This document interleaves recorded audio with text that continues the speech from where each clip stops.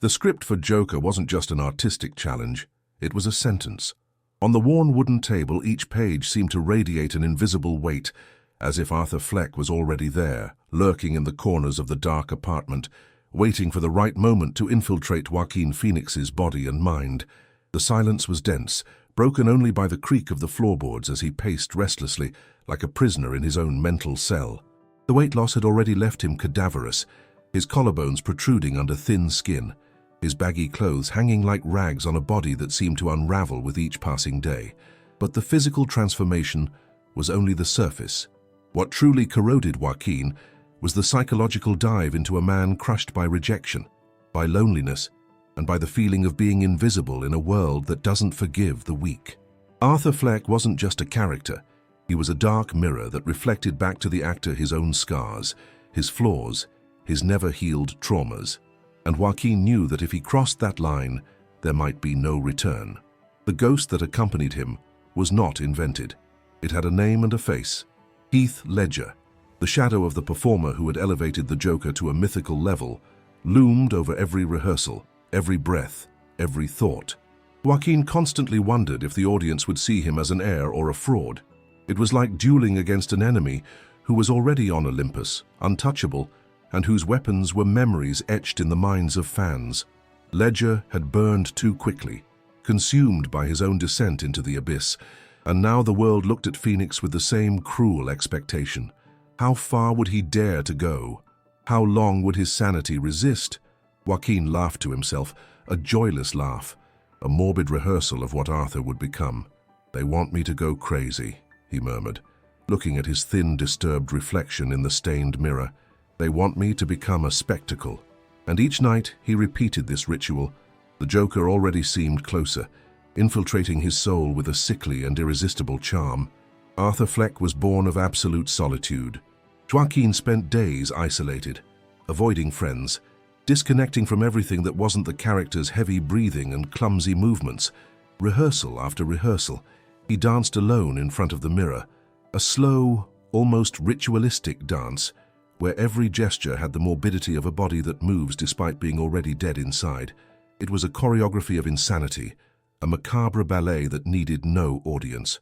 Joaquin studied every curve of the laugh, every broken breath until the laugh was no longer his but Arthur's, a hysterical explosion that turned into tears in the middle of laughter, as if the line between joy and despair had been completely erased.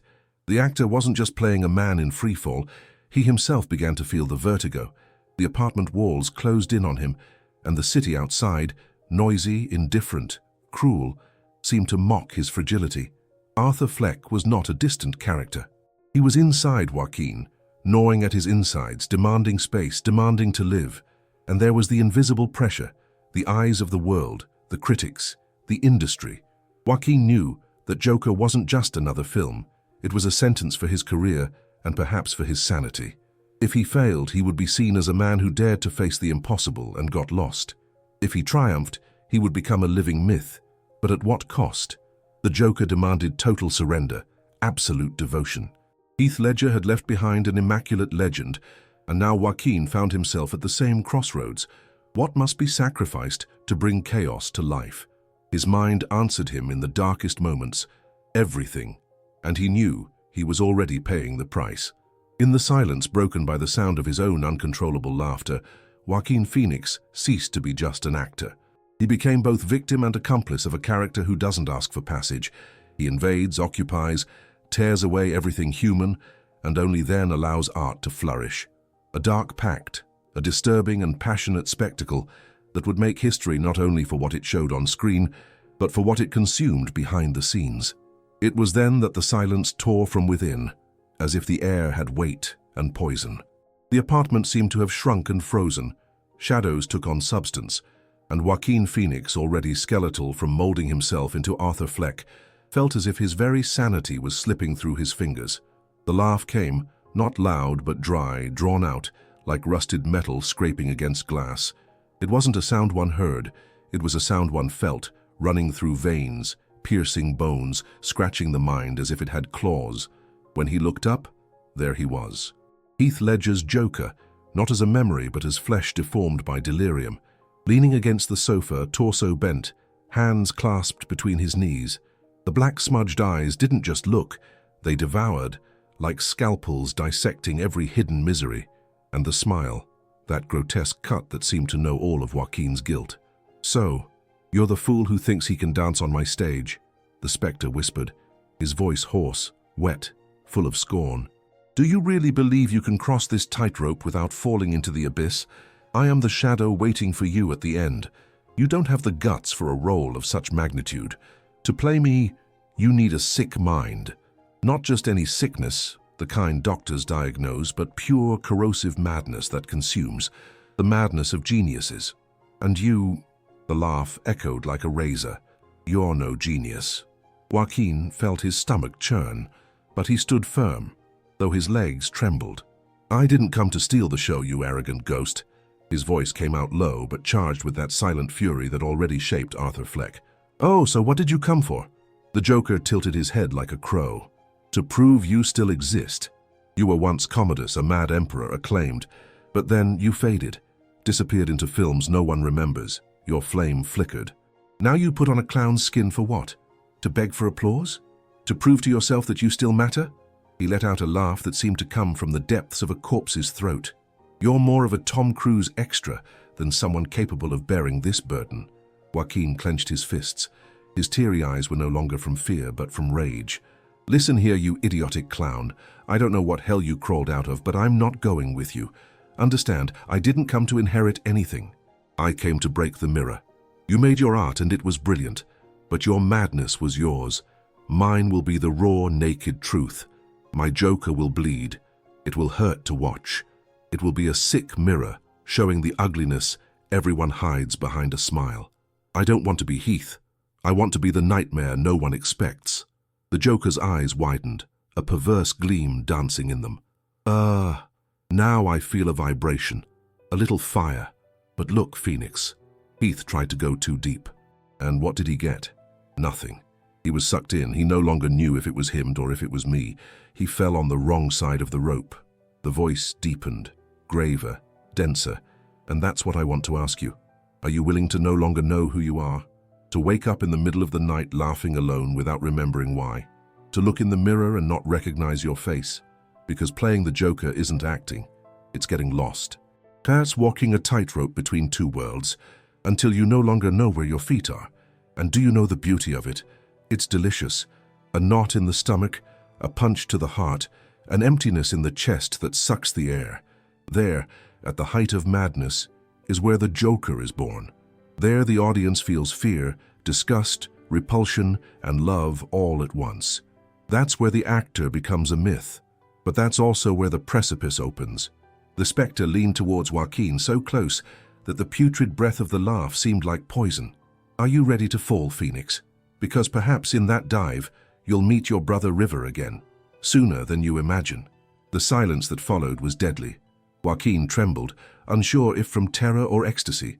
But deep in his chest, in the core of his soul, something broke. And in that instant, Arthur Fleck began to be born. For an instant, the Joker's smile froze. There was no more mockery, no more drawn-out laughter that cut like a blade, only that fixed, penetrating gaze that seemed to invade the flesh, pierce bones, and touch Joaquin's soul directly. A look of dark recognition, like someone who finds in another the same shadow, the same rot they carry. Joaquin didn't answer, didn't blink. Hearing his deceased brother's name was like throwing gasoline on an old, silent fire. Hatred filled his chest with an almost physical intensity. If he could, if that were real, and perhaps it was, he would kill that wretched clown right there. Without remorse, without pain, without fear.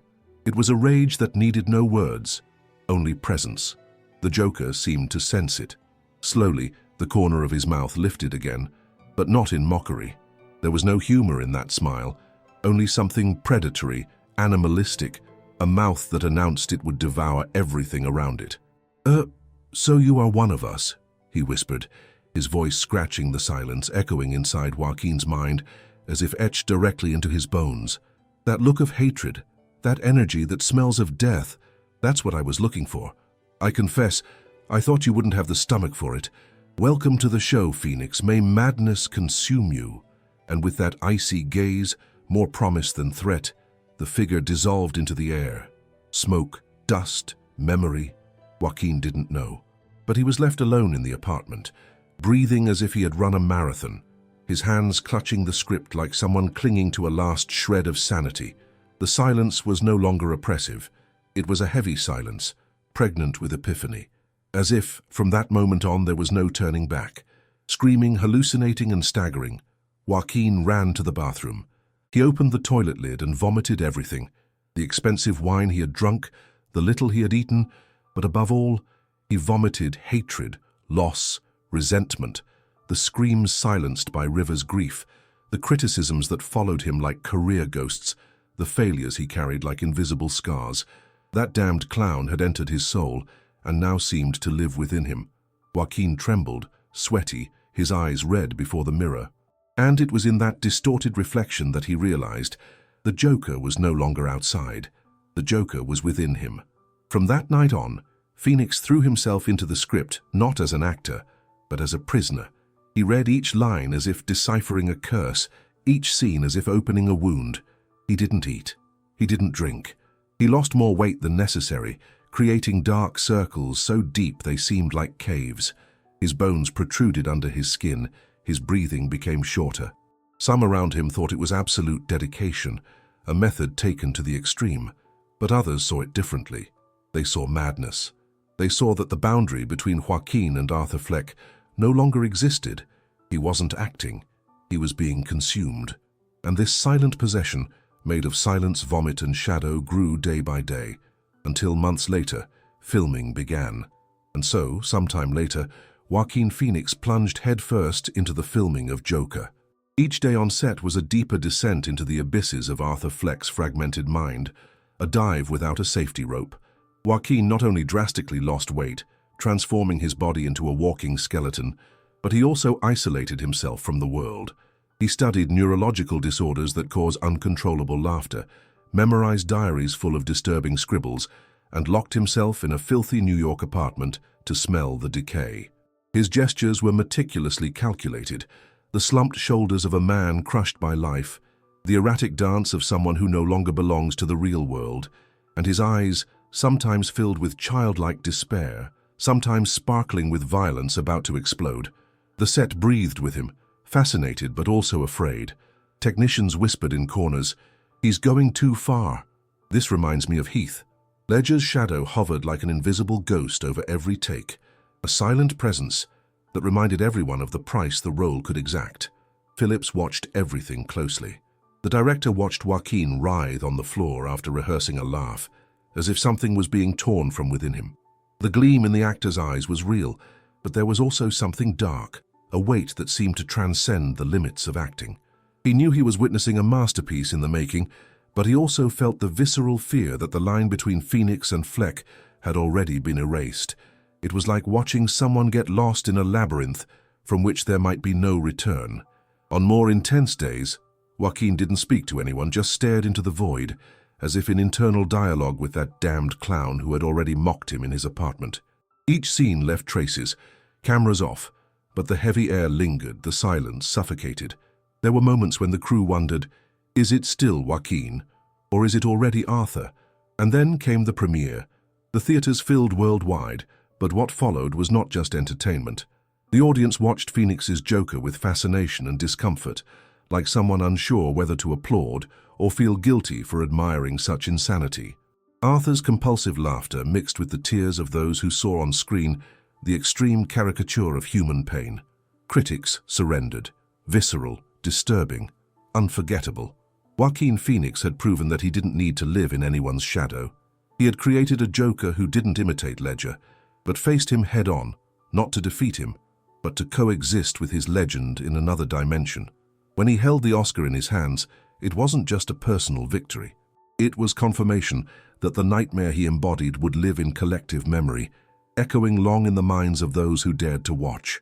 And redemption came some time later, in that same kitchen where it all began. It was a warm summer night, and Joaquin, now with the weight of the Oscar already settled on the shelf, savored a wine alone. The silence was no longer a prison, but a faithful companion, almost an accomplice, until she came, the laugh, no longer cutting, no longer invasive. Just present, like a distant echo, a dark melody that had marked his journey. Joaquin looked up, and there he was again. Heath Ledger's Joker, leaning against the same sofa, the same black-painted gaze, but without the corrosive sarcasm, without the provocation that had greeted him the first time. There was an instant when neither of them said anything, just a silent pact hanging in the air, an understanding between souls who had traversed the same creative hell. Then slowly the Joker raised the corner of his mouth and let out a half-smile, almost a gesture of approval. Joaquin reciprocated, slightly raising his glass, as if silently toasting an eternal agreement, a recognition between equals. This time, there was no confrontation, no test, only respect, only the certainty that both, each in their own way, had left an indelible scar on the skin of the seventh art. The Joker leaned back, let out a final low laugh, not a mockery but a sigh of satisfaction, and disappeared, not as an illusion, but as a living memory, bidding farewell. Joaquin remained there, with the wine in his hand, and the certainty that in the end, it wasn't about replacing anyone. It was about adding, about expanding the universe of a character who never dies, because he belongs to everyone and no one at the same time. And now I ask you, my dear listener, if you were in Joaquin Phoenix's shoes, with the overwhelming weight of a legend on your shoulders and the corrosive voice of doubt whispering in your ears, would you have the courage to accept such a cursed role? Do you believe Joaquin managed not only to equal, but to redefine the limits of the Joker, bringing a pain so human that it became disturbing to watch?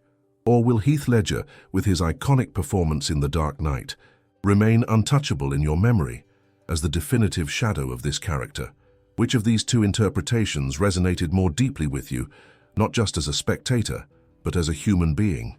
I'm very eager to hear your view on this battle of giants, which perhaps was never fought in front of the cameras, but within the minds of two actors who gave everything of themselves. Thank you very much for following this story to the end. If you haven't subscribed yet, please subscribe to the channel, leave your like, and share this video with anyone who also loves cinema and the dark secrets behind the scenes. Your subscription keeps intense narratives like this alive, reminding us that behind every unforgettable scene there is always a price, and often that price is the soul itself.